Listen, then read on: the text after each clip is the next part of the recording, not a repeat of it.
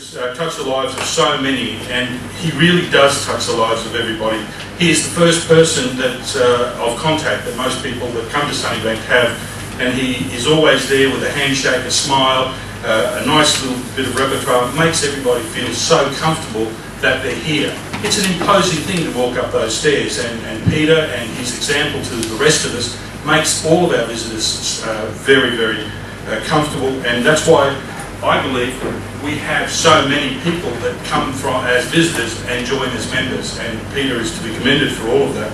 Peter goes to great trouble to run the website and answer phone calls, and also to respond to emails, making the whole journey into Sunnybank Toastmasters such an effortless one. Peter, you're an amazing person that sits behind the limelight so often, just running the technology, being the connector that makes everything work. And your time here at Sunnybank, I think, has been very much appreciated by so many people. The amazing thing about Peter is that even though he's here early for every meeting, even though Peter does so much, he's been the bulletin editor, he's been in every role on the executive, he has run every innovation that we've ever had, he's been behind and instrumental of the character of the club in so many different ways. And yet for Peter, Toastmasters is just one small part of his life.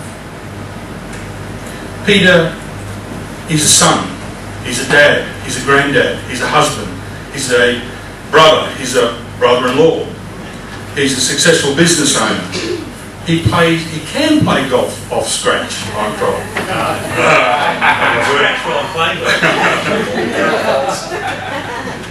And yet he finds time to bring inspiration to other people. He started Musically Speaking, where he coined the phrase, creating speakers of note.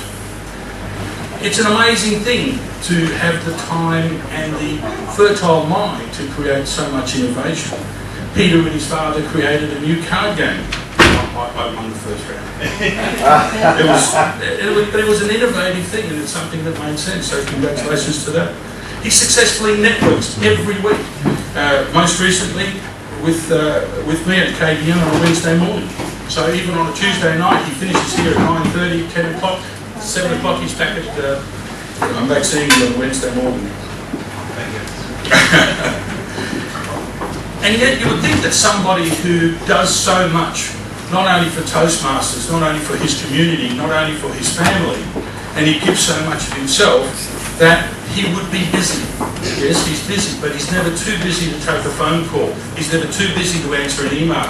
He's never too busy to jump into a role and take that role over and make it successful for the benefit of the club, for the benefit of us. Peter is by far one of the very special people, and I mean that most sincerely. And yet, where was Peter last Sunday? Coincidentally, I was journeying number 48 Brisbane Street. Peter was journeying in the following street looking after San Potatoes, who can't do the yard anymore, and so he was there. So on top of all of this, he gave him his time to go and do that job. One of the fears that I mentioned earlier to somebody is that will the words spoken tonight do justice to the person that we're talking to and talking about? I hope from my heart, if the words aren't successful enough, that my heart and my feelings say how much I, and on behalf of the club, appreciate everything that you've done for us and do for us, Peter, and we wish that not only has the last 20 years been successful, but will the following 20 be. So, we have a few people, however, that don't want to listen to me and would prefer to have a few words of themselves. So, my first person I'd call up here is Colin McFarlane. 20 years is a long time to be here, but this club is stronger simply because Peter has been here all that time. I just relate one incident which tells you the sort of commitment that Peter gives to this club and its members. Last week, I arrived at 5 to 6 because I wanted to make sure the computer was set up for my presentation. And I got here, the whole show was all ready. Peter had been here, but Peter wasn't here. Peter had come here and done that, and he then drove off to pick up Wendy to bring her to the meeting. That's the sort of commitment that has made this Toastmaster Club strong. Peter, thank you very, very much for that commitment. No, I'm not keen to speak at the front, but tonight I am. And I speak from a personal level. I was lucky enough to meet Peter Giesemann as a personal friend through his lovely wife, my former neighbour Robbie, many years ago, about 1985 actually, and Peter came along later. And he is a thoroughly decent bloke. He is a gentleman. I'm a little jaded and perhaps cynical sometimes in my view of men, life's experience perhaps. But it's not often that I sing the praises so highly and so genuinely. Peter's kind. He's caring. Nothing is too much trouble. Never a bully. Always uses positive reinforcement and bucket loads of encouragement. Ideas. Creative. Look at our club. Look how we've grown with Peter. Remember, those of us who've been around a little while, how we were all bunched up at the top of the stairs trying to order food and pay money, and the queue would go down the stairs. Who invented the idea of ordering food below, paying down there, and incorporating your meeting fees in with your general fees? Mr. Ideas, Mr. Creativity. Peter's always available to help, and that must be at a great cost to his business and personal life. He's innovative. I read Alexander McCall Smith's books, and there's a character in the African series who passed her secretary's exam, and all through the series she's missed 96.5%. Well, Peter, I think, is 99.999%. Perfection's grossly overrated. He's Mr. Peter Everything. You have a problem, Peter will fix it. I look at my personal side. For a long time I haven't driven. For years I've been coming to Sunnybank Toastmasters, courtesy of Peter's taxi service. Never a complaint. Even when I'm running a little bit late, never. You'd think you'd be out here, I've come all this way to get you. Always. Hello Wendy, a beautiful greeting. I feel special. And he has that ability to make everybody feel special, cared for, wanted. And I just wish there were more like him. Mr. President.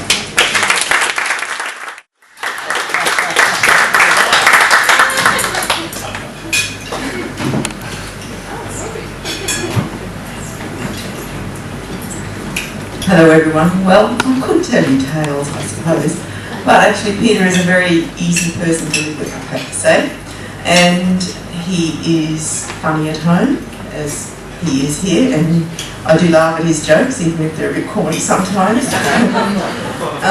But honestly, he does give a lot of time to everything he does. He's very conscientious about every project that he takes on, as you know, he is very creative, always coming up with ideas, and he does it, as Wendy said, without complaint. So sometimes I wish he'd do a little bit more in the yard or something like that, but he gets there in the end. But truly, I think the thing that he would admit too is that if you're going to do something, do it well, but be involved. So I would think that over the years that all of this effort that he's put in, and he has put a lot in, giving ideas and putting them into practice, I think there's something in it for him as well. And he would say to particularly new members, if you're going to be involved, and just don't come along and go away, come along and go away. Put a bit of effort and put your heart and soul into it, and then you will also get something out of it as well. Because I know it's been a two-way street for him as well. Would you agree? Thank you for all your lovely words, because it is nice to have some acknowledgement, because he has put a lot of work in. Thank you. Thank you, John. On our way through life, sometimes we meet people that stand out and we remember them. Not the great people that they write about in books or Americans or whatever they are that we more. It's special people that come into our life and we think, aren't they just the right person? And Peter, to me, has been like that. Don't get a swelled head, Peter. Peter, it's what's been said about Peter, what could I say more? But I think we're all lucky to know Peter, and there's one person in this room that's luckier than all of us, and that's Rob, because she has to put up with him all the time. I think, congratulations, Rob, you've got the best bloke in the whole class, in the whole room. Thank you, Peter, for everything you've done for us.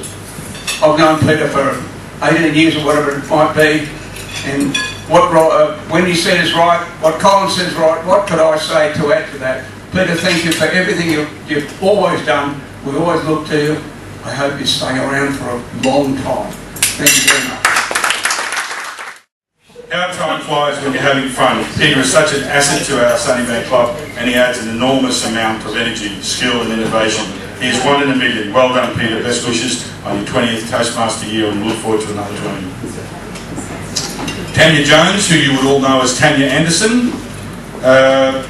She would love to have come tonight, but Ella is teething. I wish Peter every congratulations on reaching such a milestone. He is a living example of how dedicated, enthusiastic club members should be. The effort he puts in personally always impressed me. His support of other members, along with his delightful sense of humour, are the two top toasting traits that stand out in my memory. Have a great night. Regards, Tanya. Doreen Brennan. Unfortunately, I cannot be at Sunnybank this evening to share your triumph tonight. What can I say in a few words that would cover your contribution over 20 years? Firstly, your expertise in presenting these nostalgic memories on video and CD for myself and others to commemorate the special years of Toastmasters. I should have read this on the way through, shouldn't I? Secondly, I can remember every role you undertook. You're a star with your marvellous sense of humour and your clever play on words and your friendly personality. Peter, have a great night. Mary, who's gallivanting around Europe at the moment. Steady on, Peter, she says. Congratulations on achieving 20 years. You were the first person I talked to at Sunnybank, and your help and assistance during my Toastmasters journey has been invaluable. If I had $1 for every phone call I've had to make, I'd be a very rich person. Peter, I thank you from the bottom of my heart and look forward to the next 20 years. Kind regards, Mary. We've got one more special tribute from Sandra Takos, and for that I'll ask Tanya Rooney to present. Thank you, John. Congratulations, Peter. I agree with everything that's been said tonight, and yes, Peter has been up scrolling during the district conference. They put all the stars of Toastmasters on the notice board. It just goes round and round. I did nominate you, Peter, because I really believe in that. But apart from that, Sandra has sent her a few words tonight. She couldn't come tonight, but she asked me to read it. I hadn't opened it, so that's what Peter. So she said, I bet you can read my writing also. Oh, gosh. Instead of reading stuff that she's congratulating you, obviously. I have known you as a member with a total professionalism and dedication in managing and maintaining every important event. On a personal note, I thank you for the, it's an O here, but it could be an A, for the warmth and care that Toastmasters can only instill. You should be proud of yourself as I'm proud of you. Thank you for being a friend. Wishing you all the best always. Among the things to be thankful for are those very special people who make the world nice and days brighter. These very special people like you. But I'm going to tell you about a nasty thing that Peter did to me one day. You're not all so wonderful, Peter. You're not wonderful every second. I was in a table topics contest, and Peter was putting the microphone on me, and I said, "Quick, what's the question?" He wouldn't tell me. That's pretty bad, isn't it? The mic was on and everyone in the auditorium heard The mic was on, everybody heard it. Oh my gosh. But another time, the quick wit does come in handy. My mobile phone was going, and I still don't know how to really switch it off. And Peter just grabbed it, pulled the back off, and threw all the batteries away.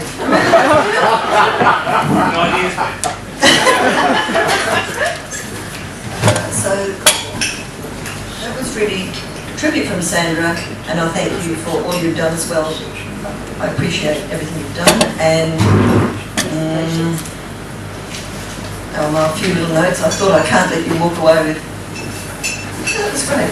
He was honest, he wouldn't tell me. Thank you, Peter. I'd love to say a few words. How long have I got, John? It's your business. Crikey, there's so many memories there, so many people, so many good times, and yeah, to get 20 years into that period, it's just amazing to relive all that. So thank you so much for going to that much trouble. I think I've never heard so many good things said about me. It's like being at your own funeral. And it wasn't that far from the truth. But it's better to be on this side of the grass. So, I think Robbie nailed it when she said, I get things out of it too, because coming to Toastmasters, there's a couple of factors about Sunnybank Toastmasters in particular. It's fun and it's supportive, and you can do anything you want. You will not get hurt. You can only succeed and go forward. So being at Sunnybank, when I came, I was just a nervous little guy, 37-year-old. I needed to run some golf events. At the end of the golf week, I had to get up in front of 100 people and do a presentation. There's no way I could do that. So that's why I came. I've run heaps of golf events. I go into business meetings. You're confronted with a group of people. All of a sudden, you can cope with that. At Toastmasters, I got involved in the executive quite early. I learnt that an idea I had was as good as the next person's. So what I'm saying is, I'm the person I am today because of Sunnybank Toastmasters. And so I didn't bring what people have been talking about to Sunnybank Toastmasters. It's Sunnybank Toastmasters who made me that and gave me the strength to go forward and be that person. So the creativity, I didn't know I had creativity in me, but I've had lots of opportunities to have it come out. You know that scene of me with the monster with the orange hair and the blackening teeth and all that? Stephen Webb had a monster night one night. Mary Van Hummel, who's the person who invited Karen, she came as a beautiful, elegant white witch. There was only one other person that night who came dressed up for the monster night, and that was me, dressed like that. Everyone else was in cities. So, yeah, Sunnybank has given me the scope to have ideas and put them into practice, and I've been able to do that. As John alluded to, Robbie and I have created a group called Musically Speaking. We have 2 groups now, and that would not exist if it wasn't for Sunnybank Toastmasters. So we're now giving back as well. I could go on a long time because there's so many memories and that. Has anyone got any questions? That's good. Okay. Where are those batteries? Yeah, I think, just let me think. Oh, just a couple of highlights. One, you saw the sign there, the club was kidnapped. You know, that it was my first term as president. I had this idea, let's kidnap the club.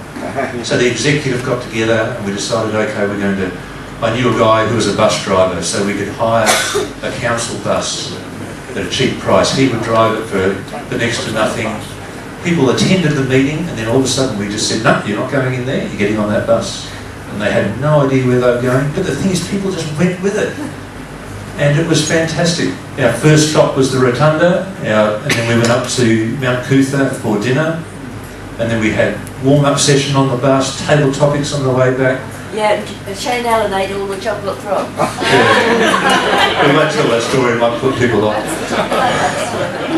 So anyway, that's just one little thing that was really good to introduce, and the Rotunda meeting now has really become a regular event on our calendar at Sunnybank Toastmasters. So thank you to each and every one of you for your input for this evening and for in my last 20 years. It's been, I've got a lot out of it, obviously. It's been good to help other people get a bit out of Toastmasters as well. It's been so good to see, in that 20 years, you see so many people come in, as exemplified, for example, Jim Wallace tonight. That speech was just brilliant.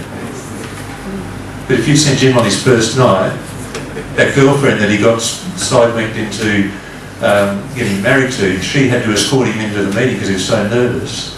And that was after a bit of a wait in the car park, I think. So, to see growth like that, but not only in Jim, but in every person. I've been to functions where there's been some of my Toastmasters friends and other normal people, right?